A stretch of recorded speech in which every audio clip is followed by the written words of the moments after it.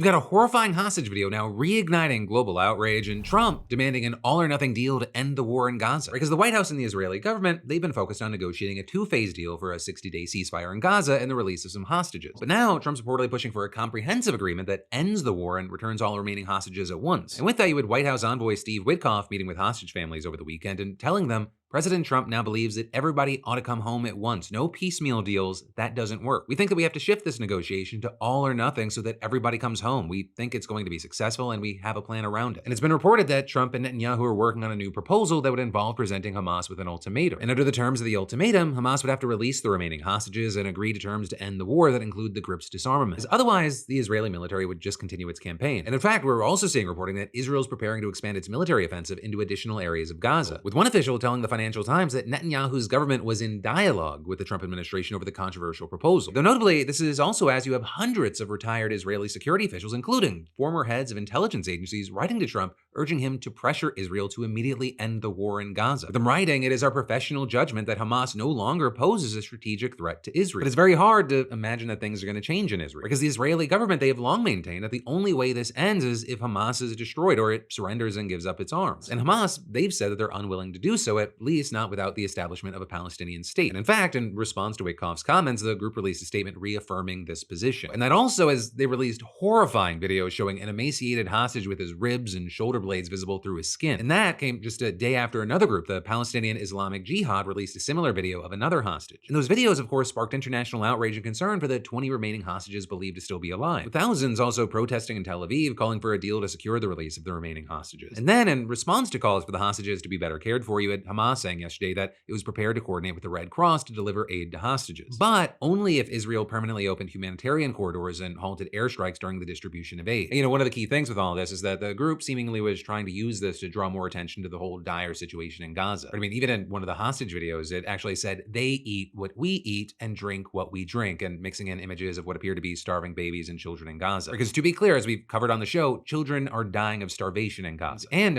you have the world's leading body on hunger, the Integrated Food Security Phase Classification, or IPC, saying last week that the worst case scenario of famine was already unfolding. With that flying in the face of Netanyahu claiming that there was no starvation in Gaza at all. And that is, you've got countless experts saying, in reality, it's his government's policies that have created the situation, with everything only getting worse since the US and Israeli-backed Gaza Humanitarian Foundation took over most aid distribution in Gaza, where the groups only operated 4 distribution sites, mostly in southern Gaza, whereas earlier in the war, hundreds of aid distribution points were active under the UN-led system. And that's without mentioning that hundreds of Palestinians have been killed near these sites trying to access aid, including at least a few dozen over the weekend. Now that said, the UN and other aid groups, they've still been delivering some aid since the HGD launches operations, bringing supplies by trucks to both northern and southern Gaza. Notably, most of the trucks have failed to reach their destinations, with hungry people intercepting them often minutes after they enter the territory and grabbing whatever aid they can. Also with this, some have jumped on statistics showing this to argue that Israel was right all along and saying that aid's being looted. But to be clear, Israeli military officials have themselves said that the military has found no evidence that Hamas systematically stole aid from the UN. And internal US government analysis similarly found no such evidence. And so it appears that the situation is just so bad now and that the aid is so little that you have desperate people doing what they can to get anything. But then with all that, while we're seeing Israel and Hamas really not budging on anything, much of the rest of the world, they at least seem to be trying to do some hard thinking. Right, and so last week you had France announcing that it would formally recognize a Palestinian state in September, with also the UK saying they would too if there was no new ceasefire deal, and several other countries have indicated that they might just do the same. And in fact, dozens took part in a conference at the UN signing a declaration supporting the idea of Palestinian statehood and urging Israel to commit to a two-state solution. And very notably there, you had the 22 members of the Arab League among those signing the declaration, calling for Hamas to lay down its weapons, release all hostages, and end its rule of the Gaza Strip. And having the world's Arab nations join in on that,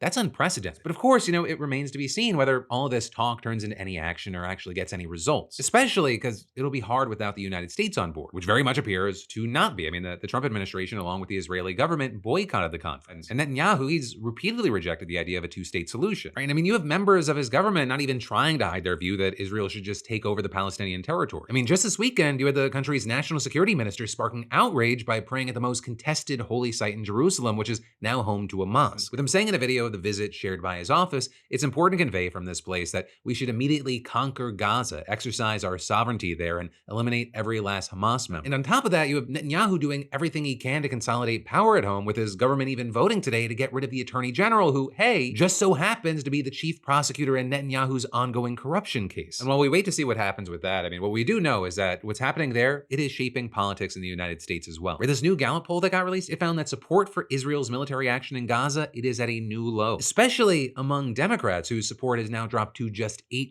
And while not showcased 1-to-1, I mean, we're seeing politicians shift as well. And just last week, we had a record number of Senate Democrats supporting a resolution to block new arms sales to Israel. And in fact, even staunchly pro-Israel Democrats, they're criticizing the Israeli government. With even Richie Torres, for example, saying, all parties, including the US and Israel, have a moral obligation to do everything in our power to ease the hardship and hunger that's taken hold in the Gaza Strip. And saying, I feel it's possible to be an unapologetic Zionist while at the same time recognizing there's a crisis in Gaza and recognizing the war has poorly defined strategic objectives. But a lot's still playing out, and a lot that we're gonna have to talk about again soon.